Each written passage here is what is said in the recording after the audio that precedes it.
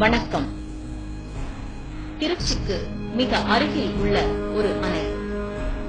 உலகின் மிக பழமையான அணைகளுள் ஒன்று என்று நம்மில் எத்தனை பேருக்கு தெரியும்? திருச்சியில் இருந்து 20 கிலோமீட்டர் தொலைவில் உள்ளது அந்த அணை. சுமார் கிபி 2ஆம் நூற்றாண்டில் கற்களாலும் களிமண்ணாலும் கட்டப்பட்ட அந்த அணை 2000 ஆண்டுகள் கடந்து இன்றும் கம்பீரமாக நிற்கின்ற அணைதான் கல்லணை.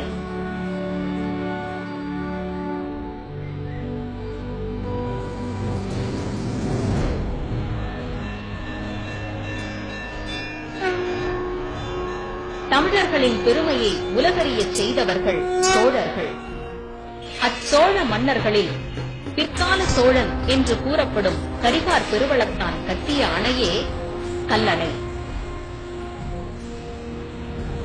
காண்பவரை கவர்ந்து பிரம்மாண்டமாய் நிற்கும் கல்லணை எப்படி உருவாகியது? ஆற்று நீர் பெருக்கெடுத்து ஓடும் காவிரி மழைக்காலத்தில் வளமான பல விவசாய நிலங்களை அழித்து பின் கடலில் சென்று கலக்கிறது. அதுவே வெயிற்காலத்தில் வறண்ட பூமியாக காட்சியளிக்கிறது. மக்களின் இத்தகைய துயரத்தை கண்ட மன்னன் கரிகாலன் இதனை தடுக்கும் வகையில் காவிரியின் குறுக்கே ஒரு அணை எழுப்ப முடிவெடுத்தான். ஆனால் ஒரு நொடிக்கு 2 லட்சம் கனநீர் பாயும் காவிரியின் மேல் அணை கட்டுவது என்பது சாதாரண காரியம் அல்லவே. இருந்தும் அதற்கும் ஒரு வழியை கண்டுபிடித்தனர்.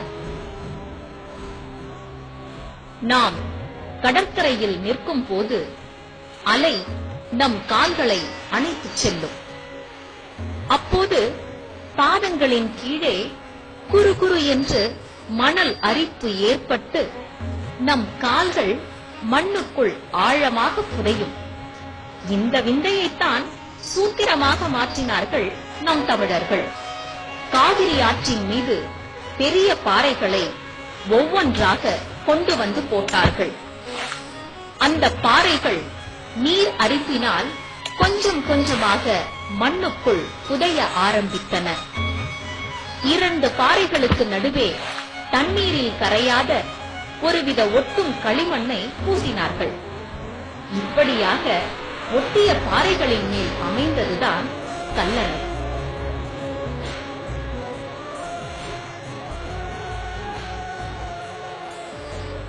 வடக்கு புறத்தில் உள்ள கொள்ளிடத்தையும் காவிரி ஆற்றையும் இணைக்கும் உள்ளாற்றில் அமைந்ததுதான் கல்லணை.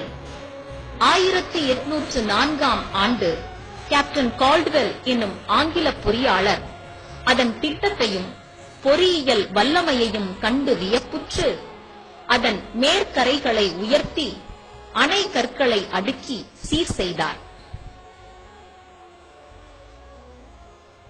கல்லணை பல காலம் மணல் மேடாகி நீரோட்டம் தடைப்பட்டு வெள்ளத்தாலும் வறட்சியாலும் வளமை குறைந்திருந்தது.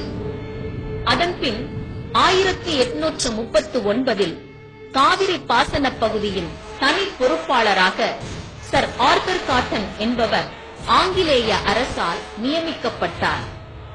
அவர் அணையை சிறு சிறு பகுதிகளாக பிரித்தெடுத்து மணல் போக்கிகளை அமைத்தார். அப்போது கல்லணைக்கு அமைக்கப்பட்ட அடித்தளத்தை பார்த்து வியந்து அவர் பழந்தமிழரின் அணை கட்டும் திறனையும் பாசன மேலாண்மையையும் உலகிற்கு எடுத்துக் கூறினார். கல்லணைக்கு கிராண்ட் அணைக்கட்டு என்ற பெயரையும் சூட்டினார். காவிரி ஆறு முக்கொம்பு என்னும் இடத்தில் காவிரி கொள்ளிடம் என 2ஆக பிரிகிறது. பின் பிரிந்த காவிரி ஆறு கல்லணையை வந்தடைகிறது. கல்லணை வந்தடைந்த காவிரி காவிரி ஆறு, வெண்ணாறு, புது ஆறு, கொள்ளிடம் என 4ஆக பிரிகிறது. பாசன காலங்களில் பயன்பட காவிரி, வெண்ணாறு, புது ஆறு ஆகியவற்றிலும் வெள்ளக்காலங்களில் கொள்ளிடத்திற்கும் கல்லணையில் இருந்து தண்ணீர் திறந்து விடப்படுகிறது. இதனால் வெள்ளக்காலங்களில் பல லட்சம் ஏக்கர் நிலப்பரப்பு வெள்ளத்திலிருந்து காப்பாற்றப்படுகிறது. கல்லணை உலகின் மிக பழமையான அணைகளுள் ஒன்று. இன்றைக்கும் உருவாகிக் கொண்டிருக்கும் ஒவ்வொரு அணையின் கல்லும் கல்லணையின் பிரதிபிம்பமே. இத்தகைய அணையை கட்டிய கரிகார் சோழனுக்கு அவ்விடத்திலேயே அமைந்துள்ள மணிமண்டபத்தால் சோழ மண்ணிற்கு கூடுதல் பெருமை. இம்மண்டபத்தில் கரிகார் சோழன் யானையின் மீது அமர்ந்த கோலம் பல நூற்றாண்டுகளை கடந்தும் உறுதியோடு நிற்கும் கல்லணையின் பெருமையையும் தமிழர்களின் கட்டுமான திறனையும் கம்பீரமாக பறைசாற்றி